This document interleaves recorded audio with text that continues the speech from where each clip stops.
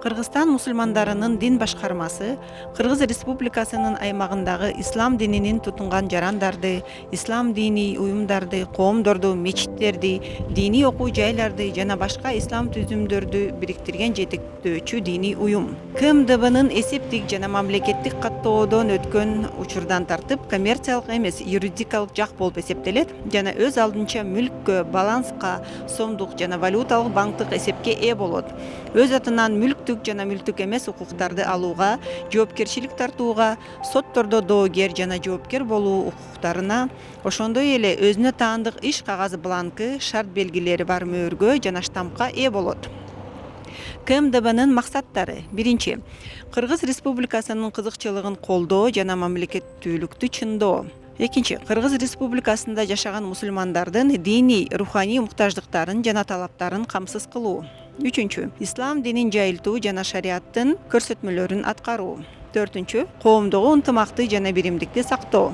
КМДБнын милдеттери: биринчи, өз ишмердүүлүгүн Кыргыз Республикасынын мыйзамынын чегинде жүргүзүү жана бул максатта мамлекеттик органдар менен кызматташуу. Экинчи, Кыргыз Республикасынын аймагында Ахлы сүннөт вал жамаат матуриди акыйдасына жана Ханафи мазхабынын талаптарына ылайык иш алып баруу. Үчүнчү, кыргызстандык ислам аалымдарынын биримдигин сактоо, ислам дини менен илимди айкайлаштыруу.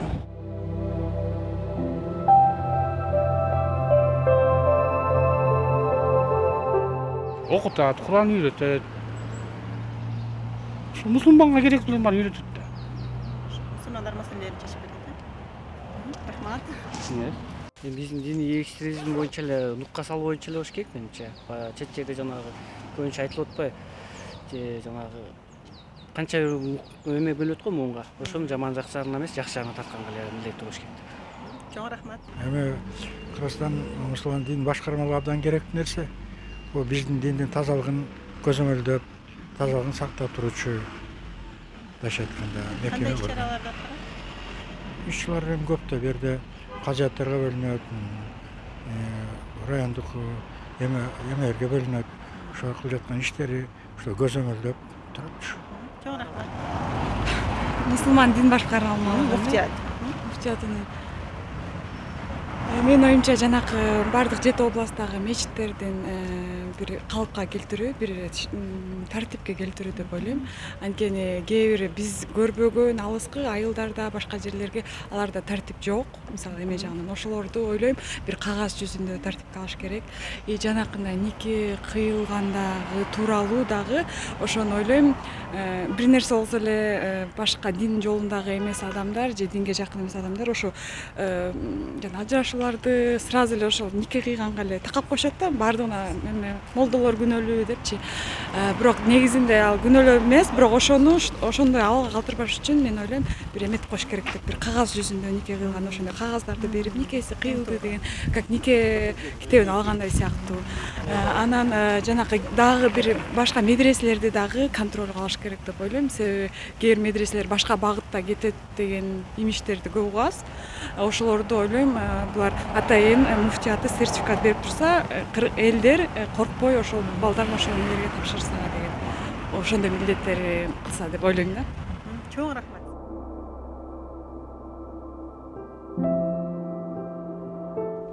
بسم الله الرحمن الرحيم الحمد لله رب العالمين والعاقبة للمتقين والصلاة والسلام على سيد المرسلين وعلى آله وصحبه وسلم.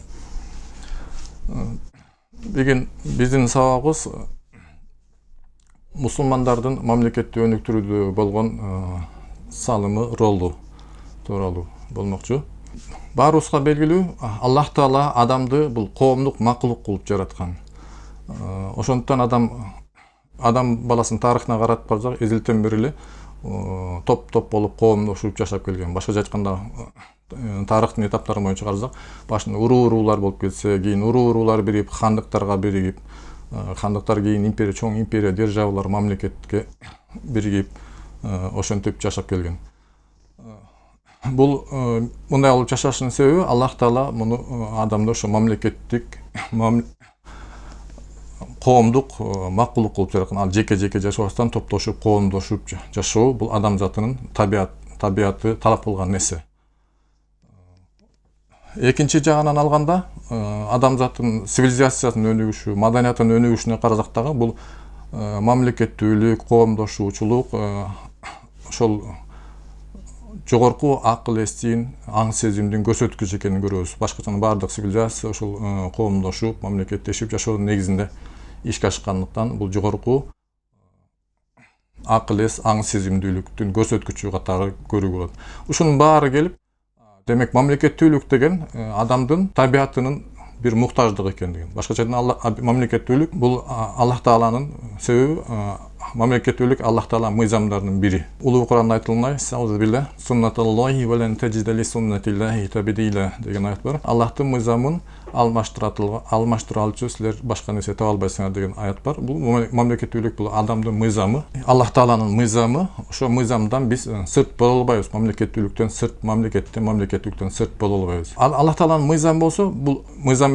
қатарлы қарасаң, Аллах Тааланың bir нематы қатарда қараш керек. Коомдун ичинде, мамлекеттин ичинде biz bir адамдардын bir muhtаждыгын бири толтуруп, рухий жактан болсун, материалдык жактан болсун өнүүгө түртүп келип аткан ошо адамдардын коомдоштугу, мамлекеттүүлүгү эң башкы себептердин бири. Ошондуктан бул мамлекеттүүлүктү бул Аллах Тааланын bir нематы деш керек. Экинчи bir немат бул ислам. Ошол исламда Аллахтан келген дин, мамлекеттүүлүктү Аллахтын мыйзамдарынын бири. Ошондуктан İslam bu mamleketçilikке hiç kaçan karşı gelbeyt. Adamın jeke özünün içki dünyasının, can dünyasının ondan birin birge oşo mamleketliğini de iretke salıp, tartipke salıuga çoğun öbölgö tüzgön. Bul da Allah'tan özü nimetlerin bir toluqtagan, en nimetlerin çoğun bir nimeti. Oşondan Müslüman adam hiç kaçan öz mamleketten sırt dep sezbeş gerek. Hiç bir vaqtda mamleketten sırt dep sezbeş gerek.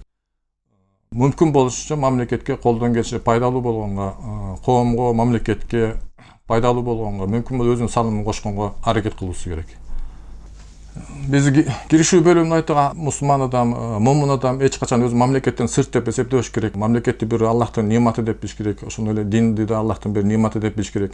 Ошондон мүмкүн болушунча мамлекетке пайдалуу болгонго, ага өзүнүн салымын кошконго аракет кылыш керек деп киришүү бөлүмүндө айттык. Эми кантип пайдалуу болуш керек?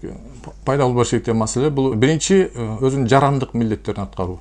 Жарандык милдеттери деген жөнөкөй нерсе бул мамлекеттин ячейкасы болгон үй бүлө куруп, анан үй бүлө бала чаканы туура тарбиялап өстүрүп, анан бир кесипке ээ болуп, өзүнүн кесибин эң мыкты деңгээлде аткарып, бир кесипке ошол менен бирге коомго, элге эң пайдалуу, чоң пайда бере алат. Бул биринчи жарандык милдеттерин аткаруу менен. Экинчиси ыктыяр, волонтердук деп коебуз. Өз үй бүлөсүн багып, өз кесибин мыкты аткаргандан кийин коомдогу кээ бир социалдык муктаждыктарды канааттандыруу үчүн аракет кылыш керек. Бул ислам динине соопкерчилик деп эле коебуз. Соопкерчилик мисалы кээ бир жерлерге мисалы садака жария деп коет, көпүрө салып берүү, жол куруп берүү, суу чыгарып берүү, элдин кээ бир муктаждыктарын колунан келсе, ошондой кайрымдуулук иштери, жетим жесирлерге жардам берүү, пособие берүү, аз камсыз болгон үй бүлөлөрүнүн балдарына жакшы билим алышына шарт түзүп берүү, эми толгон токой жардамдарды берсе болот. Эгер мүмкүнчүлүгү болбосо, жок дегенде ошондой иштерди уюштурганга аракет кылса, акылы өзүндө идеясы болсо, бейөкмөт уюмдар түзүп, ошондой проектлер жазып, ошондой иштерди уюштурууга аракет кылса болот. Башкача айтканда ошо жол куруп, элдерге жол куруп бергенге, адамдарды таап, каржылоочу тараптарды таап, ошо жел куруп бергенге, ошо социалдык муктаждар, жетим жесирлерге жардам бергенге, андан башка дагы элдин бир илимий изилдөөлөрдү өстүрүп, аларга элге натыйжасын, мүнөсүн элге бергенге аракет кылып, волонтер ыктыярдуулук жол менен салымын кошсо болот. Үчүнчүсү болсо бул катыштык саясий ишмердүүлүк. Саясий ишмердүүлүк дегенде биринчи кезекте бул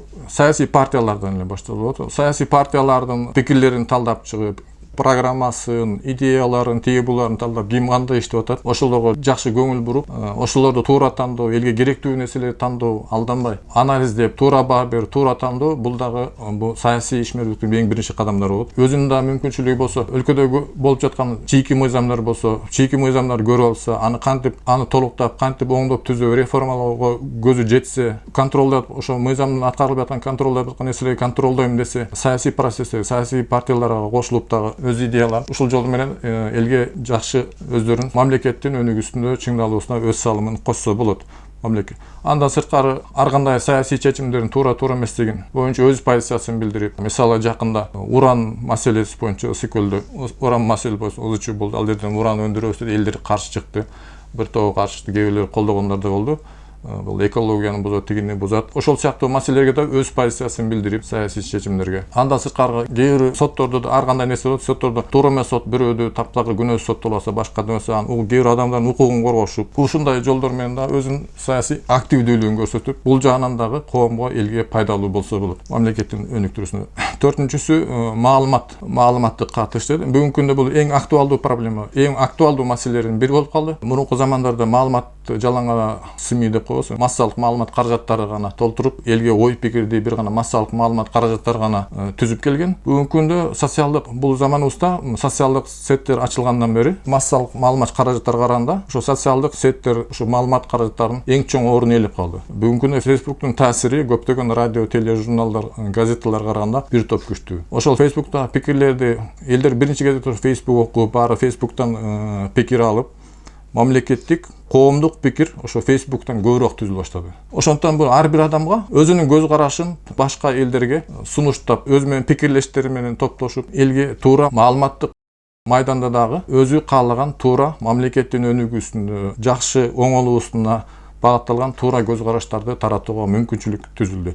Мусулман адамда бул процесстен четте калбаш керек деп ойлойм. Терс нерсе биринчи кезекте мусулман адам жаман нерсенин жаман экендигин көрсөтүп, жакшынын жакшы экендигин көрсөтүп, бул ошолорду аныктап берген. Бул коомго пайдалуу нерсени пайдалуу деп, зыяндуу нерсени зыяндуу деп айтып, өзү көз караштарын, анан ислам мындай дейт, ислам тигиндей деп ошо пайдалуу нерселерди ислам эмне багыттайт, ошол жол менен исламды дагы, ыйманды дагы, элди ыймандуулукка чакыруу керектигин айтып, ошол маалымат майданында өздөрүнүн активдүүлүгүн көрсөтсө, бул элге, бул мамлекетке зыян алып келет, пайда алып келет.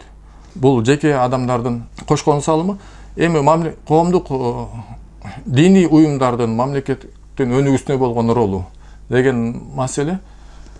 Диний уюмдар кантип мамлекеттин өнүгүүсүнө өз ролун салымын кошо алат. Диний уюмдар эми баардык эле мусулман адам өз мамлекеттин өнүгүүсүнө ар бир жеке адам болсо деле мамлекет өз салымын кошконго аракет кылыш керек. Бирок ошо уюмдашып, коомдошуп аракет кылса, бул дагы берекелүү болот. Жеке аракет кылганда, уюмдашып, коомдошуп аракет кылса, бул бир топ берекелүү, бир топ натыйжалуу болот. Ошондон өзү демилгелүү мусулман адамдар өздөрү уюшулуп, бир коом, бейөкмөт коомдор түзүп, жана жогоруда айтылгандай соопкерчилик иштерди аткарып, андан сырткары мамлекеттин өнүгүүсү, чыңдалуусу үчүн кызыкчылыктарын коргоп, андан сырткары элге туура бүгүнкү күндө эң актуалдуу маселелердин болуп калды. Биздин замандын талабына жооп берген, мамлекеттин өнүгүүсүнө салым кошкон туура диний концепцияларды, доктриналарды элге жеткирип, жайылтууга аракет кылыш керек. Диний уюмдар, диний коомдор бул негизги милдеттерине болуш керек. Бүгүнкү учурда бул мен ойлойм, бул диний уюмдардын ролу абдан зор, абдан актуалдуу деп ойлойм. Себеби диндин үстүнөн болгон саясий оюндар ушул тапта абдан күчтүү. Диндин үстүнөн болгон саясий оюндардын негизинде бир топ террористтик уюмдар чыгып атат, сепаратисттик ар кандай уюмдар чыгып атат. Ошолордун бүгүнкү күндө диний уюмдардын эң башкы милдеттеринин бири болуп, ошолордун өлкөгө болгон таасирин жоготтуу. Ошолорго болгон идеологиялык дейбизби, акыйдалык жактан, маалыматтык жактан ошолорго каршы күрөшүп, алардын ушу мамлекеттин башаламандык, фитна алып келбөөгө тоскоол болуу, жол бербөө бул диний уюмдардын башкы милдети деп ойлойм. Элде айтылат, бирөөнүн тажрыйбасынан сабак алган адам өзүнүн башына түшкөн баладан айланып өтө алат деген сөз бар. Ошондон бул диний уюмдардын ишмердүүлүгү тууралуу кыскача мисал катары мен Туркиядагы ошо диний уюмдардын ишмердүүлүгүнө кыскача токтоло кетким келип атат. Туркияда биле Кемалисттер деп аталып коет бүгүнкү күндө. Ошол партия Кемалисттердин, Ататүрктүн идеологиясын колдогон Кемалисттер партиясы бул секуляристик мамлекет курабыз деп 70-жылда башкарып келген. 80-жылдар, 70-жылдар ошо динге катуу тыюулар салып, биз Европа жолуна түшүш керек, исламдан алыш болушубуз керек деп динге катуу тыюулар салып, диний жамааттардын түзүүгө да каршы болуп, ошондой катуу мыйзамдар кармап келген. Бирок 80-жылдарда келип Күрдүстан жумушчу партиясы деген сепаратисттик партия болуп, ал абдан күчөп Түркиянын чыгыш жагы чоң проблема. Ошо күрд жашаган аймактарды бөлүп кетүү коркунучуна тушканда аргасыз кайра диний жамааттарды, баары диндин ролу мамлекетте бар экенин сезип, аларга уруксат берген, 80-жылдын аягында уруксат берген. 80-жылында уруксат берген. Алар диний жамааттар кайра иштей баштагандан кийин ал таасири бир аз азайган. Ошо сепаратисттик курд партияларынын таасири, террорлору бир аз азайган. Кийинчерээк 2002-жылы Ак партияны Эрдоган исламисттер партиясы келип, толук бойдон бул немелер менен тыгыз иштеш баштады. Ошо Түркиядагы диний уюм жамааттар менен тыгыз иштеш баштады. Тыгыз иштеш баштагандан баштап булардын бул сепаратисттик курд партиянын ушул элдердин арасында болгон таасири такыр нөлгө түштү. Ошондон мурда Түркиянын ичинде көп аймактарда булар үстөмдүк кылып, дер мамлекеттик үстөмдүк кылып турса, элге булардын таасири азайып, бүгүнкү күндө Түркиянын сыртына сүрүлүп чыкты. Бул бир эле куралдын күчүнөн эмес, бул идеологиялык күрөштүн негизинде бул ишке ашты. Эми бул ар биринин деталына токтоло отурганга аз убакыт болбойт, бирок буда ошо түрк мамлекетине сепаратисттик күчтөргө каршы күрөшүүдө диний уюмдардын, жамааттардын ролу мында чоң болду. Муну белгилеп коюшу. Экинчи дагы бир учур. Орто чыгышта билебиз, азыр Иракта чоң игылдар, Сирияда чоң согуш болот, башка чоң согуш болот. Ошол согуштар Түркиянын чек арасына чейин келип, ал Түркиянын ичине чейин өтүп, ал жерде согушуп аткандардын баары өздөрүнүн диний топ деп аталган күчтөр болчу. Түркиянын ичине дагы өтүү коркунучу туулган. Мисалы 70-жылдары Афганистанда болгон согуш кийинчерээк Пакистан ичине кантип кирип, Пакистан көптөгөн бүгүнкү ушка чейин террор менен күрөшө албай кыйналып кетти. Түркияда болсо, Түркиянын бул тарабынан барча согуштар болду, бирок ошол диний террор Түркиянын ичине кирип, алда Түркиянын ичине жалындатып өрткө каптап калуудан, сактап калууда ошол эле диний жамааттардын, диний уюмдардын ролу чоң болду билмегим менен. Бул мисал катары келтирип атам. Биздеги диний жамааттар, диний уюмдарда негизинен ушул багытта мамлекеттин кызыкчылыгы үчүн, анын саламаттыгы үчүн, анын өнүгүүсү үчүн гана иштеш керек. Бүгүнкү күндө Хизбут Тахрирлер деген мамлекеттик түзүмгө каршы чыккан партиялар болот. Мамлекеттик түзүм болбосо, өлкөдө хаос болот. Муну түзүм болбосо, алар айткандай, мамлекеттик түзүм болбосо өлкөдө хаос болот. Хаос болгон жерде ушул азыр Афганистанда болот аткандай, Сомалида болот аткандай, башка жерлерде, башка Африка өлкөлөрүндө орто чыгышта болот аткандай ызычуу согуш элге эч качан жакшылык болбойт. Мамлекеттик түзүм тартип. Кандай болгон күндө да мамлекеттик түзүм сакталыш керек. Эгерде бүгүнкү күндө бир башчы начар болсо, ал мамлекеттик түзүмдөн өз башчынын өзүнөн аны эл өзү тандап алмаштырып койсо болот. Бул бүгүнкү демократия деген элдин акылы менен баардык мусулман адам өзүнүн бул Аллахтын бир нематы деп билиш керек. Аны туура пайдаланыш керек. Хизбут Тахрирлердин бул өзүнүн саясий ишмердиги, бул чын-чынына келгенде антисаясий ишмердик. Адамдар, мусулмандарды саясий процесске тартуудан тоскон бир ишмердик. Мамлекеттик түзүмгө шылтоо кылып, башка кылып, булардын кылган иш-аракети исламдын принцибине деле дал келбейт. Мисалы пайгамбарыбыз пайгамбарлык болуп келгенде араб өлкөлөрүндө феодалдык түзүм бар болду. Феодалдык түзүм болчу. Пайгамбар эч бир Куран, эч бир хадисте силердин ушу феодалдык түзүмгө туура эмес, саясий түзүмгө туура эмес, мындай түзүм болуш керек деген бир неме жок. Алардын келип эле биринчи кезекте басымды ошо мамлекеттик түзүмгө жасап атат. Ал ислам биринчи келген эч качан мамлекеттик түзүмгө басым жасаган эмес. Ыйман Аллах, бир Аллага ишенүүгө, акыйдасы туура эмес экендигине кылган ошолорго гана басым жасап, ошол адамды ыйманга, Аллахка бирдигине ишенүү ошодон башта. Ошондон булар провокациялуу, туура эмес багыт, туура эмес көз караш. Бүгүнкү күндө исламый уюмдар, диний уюмдар буларга каршы мүмкүн болушу күрөш керек. Уран маселеси. Француз жазуучусу жана саясатчы Шарль Монталамбер айткан: "Эгерде сен саясатка киришпесең, анда саясат сени менен алектенет." 2019 жылдын жазында Ысык Көл облусунун Тоң районундагы Кызыломпол жергесинде Таш-Булак кент чыккан жеринде уранды иштетүү боюнча геологиялык чалгындоо жумуштарын жүргүзө башташкан. Кенди иштетүүчү болуп саналган Кыргызстандагы Юразия компаниясы 2004 жылы Кыргыз Республикасында катталган. 2010 жылы геологиялык изилдөө максатында Кызыломпол лицензиялык аянттын кент чыккан жерлерин пайдаланууга укук берген аракет мөөнөтү 2020 жылдын 31 декабрына чейин болгон лицензияны алган. 2013 жылдын 13 июлунда уруксат берүү уранды, торийди, цирконийди, темирди, титанды, фосфорду, сейрек кездешүүчү металлдарды жана талаш патын геологиялык чалгындоо иштерине кайрадан таризделген. 2012 жылдан тартып Кыргызстандагы Юразия геологиялык чалгындоо программасына бардыгы болуп 271 миллион сом жумшалган. Компания Тоң районунун эң ири жана негизги салык төлөөчүлөрүнүн биринен болуп саналат.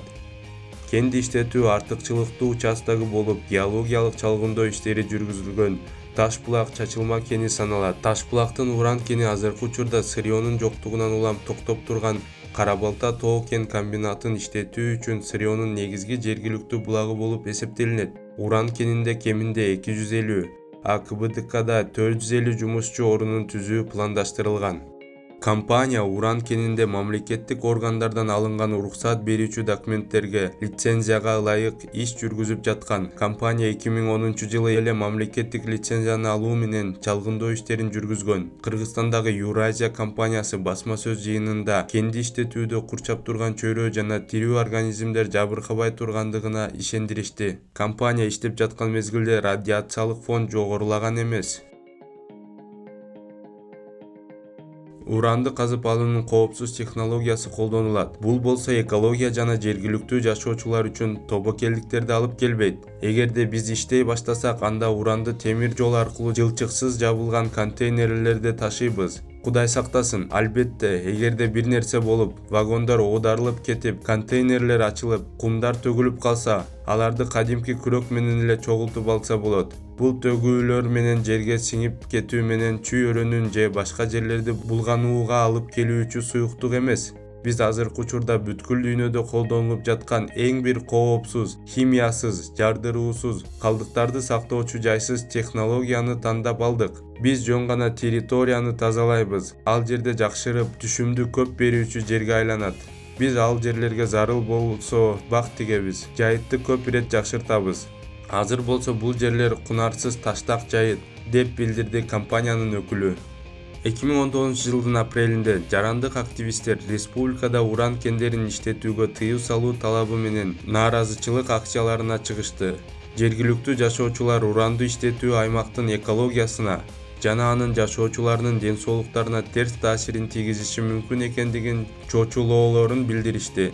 Уран кенин иштетүү боюнча чет өлкөлүк компаниянын иштешине каршы коомчулуктун чыгуулары күчөй берди. Нааразычылык толкундарынан кийин компаниядан кенди иштетүү лицензиясын чакыртып алышты. 2019-жылдын май айынын башында Кыргызстандын парламенти бүткүл республиканын аймагында уран кендерин иштетүүгө тыюу салган токтомду кабыл алды. А жергиликтүү жашоочулар өздөрүнүн жеңиштерин майрамдоо үчүн түлөө өткөрүшүп, бул иш-чарага депутаттарды чакырышты. Мына ушул кырдаалда өлкөнүн жарандары 3 лагерге бөлүнүштү. Биринчи топ: кенди иштетүү биздин өлкөбүздүн калкынын ден соолугуна, жаратылыш ресурстарына, жаныбарлар дүйнөсүнө зыян келтирерине шек күмөн саноо менен бул иштерди жүргүзүлүшүнө каршы чыгышкан жергиликтүү жашоочулар. Жергиликтүү жашоочулар жергиликтүү калкты жана бүтүндөй бир аймакты экологиялык кырсыктын кырына койгон өлкөнүн өкмөтүнүн дарегине нааразычылыктарын билдиришти. Экинчи топ: кыргызстандыктардын уранды казып алууга каршы митингтерге чыгуусунун кереги жок жана аларды саясий күчтөр пайдаланып кетиши мүмкүн деп айтышкан адамдар. Үчүнчү топ: жаратылыш ресурстарына сарамжалдуу мамиле жасоону жана биринчи кезекте ошол жердин жашоочулары жана бүтүндөй өлкө үчүн экономикалык пайда алуу багыттарында ресурстарды пайдалануу зарылдыгын колдоп чыгышкан адамдар. Сенин оюң боюнча бул топтордун кимиси туура? Биринчи топ: бүткүл дүйнө жүзүндө Кызыл Омполдун жергиликтүү жашоочуларынын чоочулоолорунан жана нааразычылыктарынын негиздүүлүгүн күбөлөгөн аргументтер документтештирилген.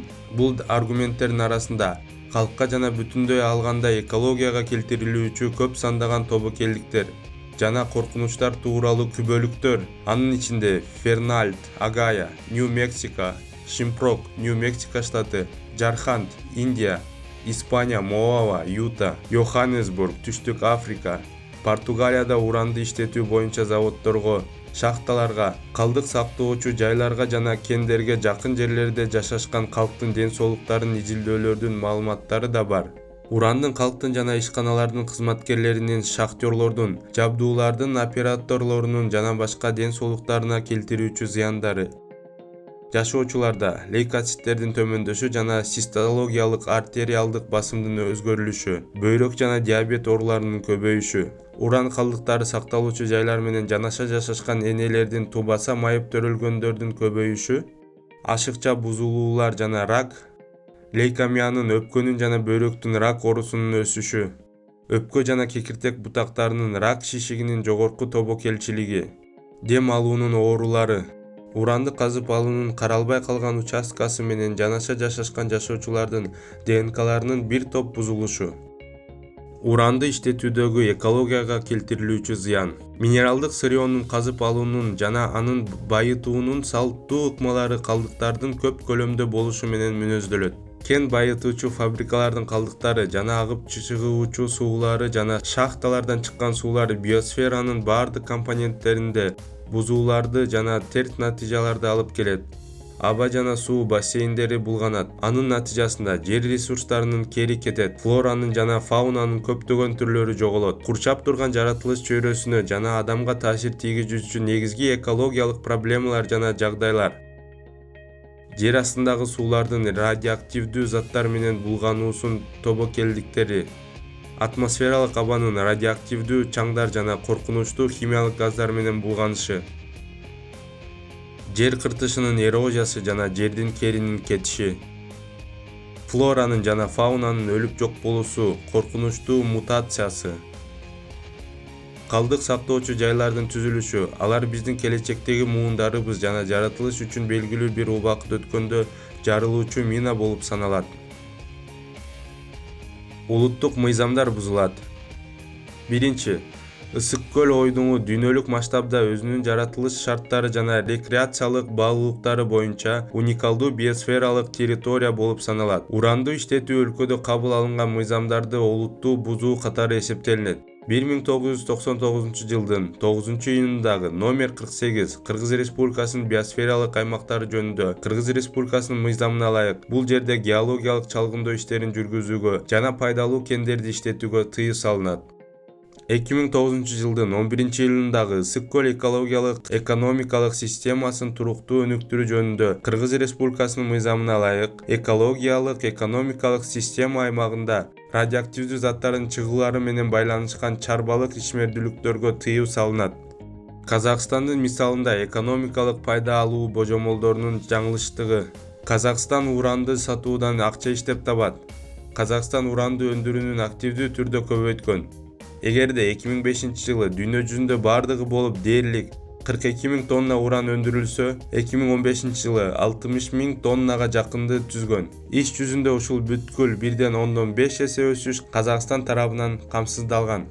Республикада өндүрүлгөн урандын баары эле Казакстанга таандык эмес. Тармактагы биринчи кадамдарды жасап жаткан кездерде чет өлкөлөрдү тартууга жана аларга үлүштүн бир бөлүгүн берүүгө туура келген. Бул үлүш 45%га жакынды түзөт. Тактап айтканда, 23,8 миң тоннанын ичинен Казатом өнөр жайына түздөн-түз 13 миң тоннасы таандык келет. Логика боюнча 13 миңди 2015 жылдагы орточо споттук баага көбөйтүү керек. Уранды сатуудан алынган киреше жок дегенде эле миллиард долларды түзүшү керек болчу. Казатом өнөр жайдын сайтында дээрлик 400 миллиард тенге. Мында алардын ичинен таза киреше 10%дан азыраак 36,4 миллиард болгон. Аларды кимге жана кандай баада сатып жатканыбыз, казып алуунун өздүк наркы канча экендигин билүүгө мүмкүн болбоду. Компаниядагылар контракты конфиденциалдуу болуп саналарын жана ачыкка чыгарууга жатпай тургандыгын айтышты.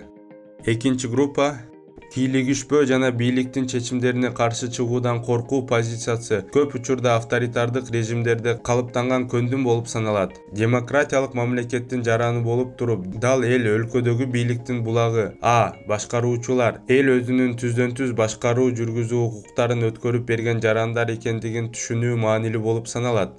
Бирок бийлик укуктарын өткөрүп берүү механизми жарандар элдин кызыкчылыктарында чечимдерди кабыл алууга катыша албай же таасир көрсөтпөшү керек дегендикти билдирбейт. Анын үстүндө француз жазуучусу жана саясатчы Шарль Монталамбер айткандай, эгерде сен саясатка киришпесең, анда саясат сени менен алектенет. Демек, бул эгерде демократиялык укуктук жол жоболорду иш жүзүндө колдонбосоң, анда бийликтин кыянаттык менен пайдалануулары каршы токтотуучу жана каршы туруучу механизм бузулуп талкаланат дегендикти билдирет. Тактап айтканда, жарандык пассивдүүлүк жана кийлигишпөө позициясы демократияны жана элдик бийликти бузуунун өзөктүү факторлорунун биринен болуп саналат. Анткени, чечимдерди кабыл алууга катышуу укугу үчүн Өлкөдөгү бийлик монополдоштурулбашы үчүн биздин ондогон мыкты жарандарыбыз кечээки эле окуяларда 2005 жана 2010 жылдардагы революцияларда өз өмүрүн кыйышкан. Таза эмес адамдардын колдорундагы саясий оюнчук болуп калбоо үчүн, алданып калбоо үчүн объективдүү, далилденген фактылардын негизинде чечимдерди кабыл алуу, өзүңдүн коммуникацияңды сабаттуу түзө билүү жана чыр-чатактуу кырдаалдарды башкара билүү маанилүү болуп саналат. Жаратылышты сактоо жарандардын милдети экендигин эстен чыгарбоо абзел. Бул тууралуу өлкөнүн мыйзамында гана эмес, ошондой эле шариятта да айтылат. Бирок жарандардын кийлигишүүсүз өкмөттүн жана кен казуучу компаниялардын натыйжалуу отчеттуулугуна жетишүү мүмкүн эмес. Демек, биздин жашообуз экологиялык кырсыктын тобокелдигине дуушар болот. Жарандар гана өлкөнүн жаратылыш ресурстарын ак ниеттүүлүк менен башкаруунун гаранты боло алат. 3-группа. Дүйнө жүзүндөгү бир дагы өлкө кендерди иштетүүдөн толук бойдон баш тартышкан жок. Бул ар түрдүү мамлекеттердин башкаруучулары жана жарандары тарабынан ыксыз чара катары кабылданып келет. Мындай бир одону салыштырууну көз алдыңа келтирип көр. Сенин үйүң жана бак, шак жана огород жайың мол продуктуларга толуп ташып турат. Бирок сен бул продуктуларды белгисиз келечек үчүн сактоо менен жарым-жартылай ачарчылыкта жашап келесиң. Ошол эле учурда кедей жашаган өлкөлөрдө кендерди казып алууну уюштуруу баарыдан мурда жаратылыштын жана адамдын коопсуздугунун маселелери эмес, азыр эле дароо алынуучу экономикалык пайданы көздөйт.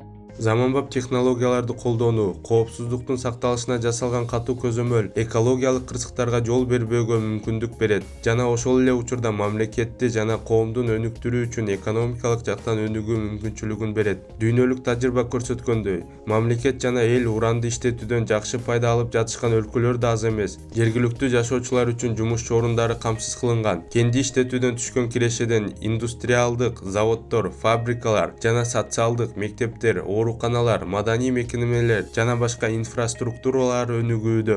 Мамлекет калк алдындагы өзүнүн бюджеттик милдеттемелерин аткара алат. Эмгек мигранттары мекенине кайтып келүү жана өз үй бүлөсү, балдары менен чогуу жашоо мүмкүнчүлүгүн алышат. Бул болбосо социалдык жетимдердин жана ажырашкан үй бүлөлөрдүн санынын азайышына шарт түзөт. Мамлекет өлкөнүн аймагынын участкалары менен төлөө тобокелсиздигисиз эле мурда алынган эл аралык кредиттер боюнча милдеттемелерди аткара алат.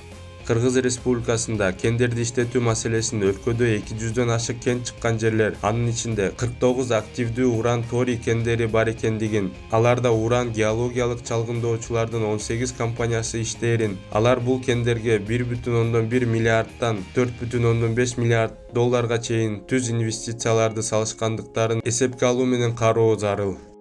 Эгерде өлкөнүн өкмөтү тарабынан уранды иштетүүгө тыюу салына турган болсо, анда инвесторлордун эл аралык арбитраждык сотторго кайрылуулары мамлекетти биротоло жакырдантуусу мүмкүн. Эми жыйынтыктап айтканда, бүгүнкү сабагыбызды жыйынтыктап корутунду чыгарсак, мусулман адам эч качан акыл бул мамлекеттүү сүйүүч хуббул пайгамбар айткандай, саллаллаху алейхи вассалам, хуббул ватан минал иман деп айтканда, мекенди сүйүү бул ыймандан. Ошондуктан момун адам мамлекеттүүлүккө, мамлекетке муктаж экенин туюш керек, билиш керек. Ага колунан келишинче салымы пайдалуу болгонго аракет кылыш керек. Мүмкүн болушунча жогорку айткандай граждандык милдеттерин аткарып, волонтердук жол менен, саясий активдүүлүк менен, маалыматтуу активдүүлүк менен, андан сырткары мүмкүн ушул жолдор менен пайдалуу болгонго аракет кылыш керек. Андан соң эгер ошо өзү менен пикирдеш адамдар менен биригип, коомдошуп, уюмдашып аракет кылса, дагы да мындан дагы чоң натыйжаларды берерин, көп элге пайда алып келүү берерин. Бул дүйнөдө дагы көп пайда алып келүү, акыретте көп сооп аларына момун адамдар буга ишениш керек.